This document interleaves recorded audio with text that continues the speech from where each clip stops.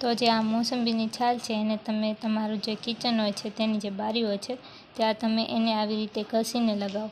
આવું કરવાથી જે તમારા ઘરમાં કરોળિયા આવતા હોય બહારથી, એ કરોળિયા જે છે એ આવશે નહીં. અને આ જે મોસંબીની છાલ છે એને તમે ફેંકતા નહીં, કારણ કે જે આ છાલ છે એ વેસ્ટ નથી, એ તમારા માટે ખૂબ યુઝફુલ છે. તો આ ટીપ પણ તમારા માટે ખૂબ યુઝફુલ છે, તો તમે આ ટીપ પણ જરૂરથી અપનાવજો. તો આ ટ્રીક ખાસ જે લોકો ભણતા હોય એના માટે છે, કે જે સ્ટુડન્ટ હોય છે એ આવી જાડી જાડી બુક જે હોય છે એ વાંચતા હોય છે, અને જે છોકરીઓ હોય છે એ પણ આવી જે બુક હોય છે વાંચતી હોય છે. તો ઘણીવાર એવું થાય છે કે જે છોકરીઓ હોય છે એ પોતાના ઘરનું કામ કરીને પણ આવી જે બુક હોય છે એ વાંચતી હોય છે, અને ઘરના કામ કરતાં કરતાં એ આવી બુક વાંચતી હોય છે. અને ઘણીવાર એવું થાય છે કે આ બુક જાડી હોવાના કારણે જે આ પેજ છે એ ઘણીવાર આવી રીતે આમ પલટાઈ જતું હોય છે, પોતાની જાતે જ આવી રીતે પલટાઈ જતું હોય છે. તો આવું ના થાય એના માટે હું બધા સ્ટુડન્ટ્સને એક ટ્રીક આપું કે તમારા ઘરમાં જે આવું હેંગર હોય છે કપડાં લટકાવવાનું, એ તમે લઈ લો અને એની ચારેય બાજુ, એટલે બંને સાઈડ જે ખૂણા હોય છે ત્યાં 3-4 એવી ક્લિપ હોય છે આપણા કપડાં સુકાવવાની, એ તમે ફિટ કરી લો. અને આની સાથે બુક તમે ફિટ કરી લો ક્લિપ સાથે. તો હું તમને આ બુક આની સાથે ફિટ કરીને બતાવું.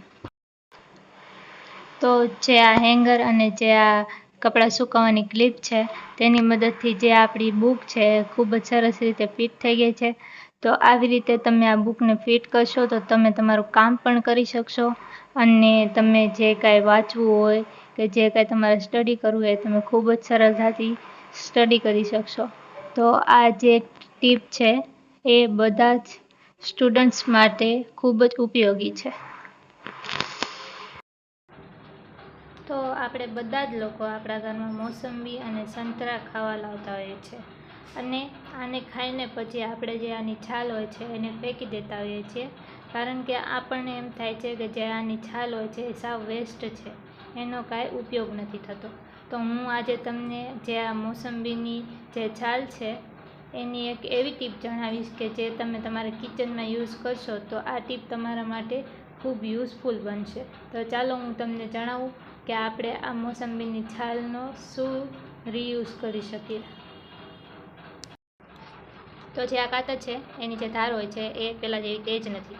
તો જે આ કાતરની ધાર છે એને ઘરે આપણે કઈ રીતે તેજ કરી શકીએ એના માટે મેં પહેલાં પણ તમને એક ટીપ જણાવી હતી, અને આજે પણ હું તમને બીજી એક ટીપ જણાવીશ કે જે યુટ્યુબમાં ખૂબ જ વાયરલ છે. તો એના માટે આપણે જોશે એક જે આવો કાચનો આપણા ઘરે જે કપ હોય છે, અને બીજી વસ્તુ એ જોશે કે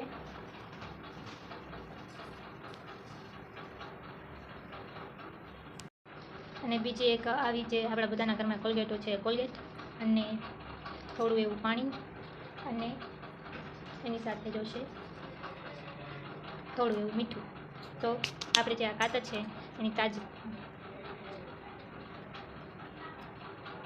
કાતરને આપણે ધારદાર બનાવી હોય, તેજ બનાવી હોય, તેના માટે જે આ કોલગેટ છે એને થોડી જે કાતર છે એના ઉપર લગાવો, આ સાઈડ અને થોડીક આ સાઈડ, બંને સાઈડ થોડી થોડી જે કોલગેટ છે લગાવો. અને આ જે કપ છે એને આમ ઊંધો વાળી લો, અને એના ઉપર થોડુંક મીઠું નાખી લો. મીઠું નાખ્યા પછી એને સરખું સેટ કરી લો પહેલાં, અને પછી એના ઉપર થોડુંક પાણી નાખો. પાણી નાખ્યા પછી આપણી જે આ કાતર છે એની જે આ ધાર હોય છે એને આપણે જે આ કપનો જે કાંઠો હોય છે ત્યાં આપણે ઘસવાનું, આવી રીતે.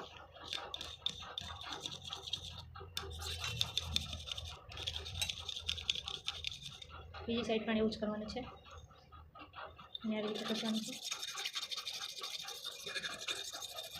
તો આવું કરવાથી તમારી જે કાતરની ધાર છે એ પહેલાંથી ખૂબ જ વધારે ધારદાર થઈ જશે, તેજ થઈ જશે. આવી રીતે તમે બંને સાઈડ આ જે કાચનો આપણી પાસે કપ હોય છે તેની સાથે કાતરને ઘસો, તેના નીચેના ભાગે 5-10 મિનિટ સુધી તમે જો આ કાતરને આવી રીતે ઘસશો તો તમારી જે કાતર છે પહેલાં જેવી નવી થઈ જશે, અને ગમે તે કાંઈ વસ્તુ, જાડી વસ્તુ હોય, જાડું કપડું હોય એને કાપવામાં મુશ્કેલી નહીં પડે. તો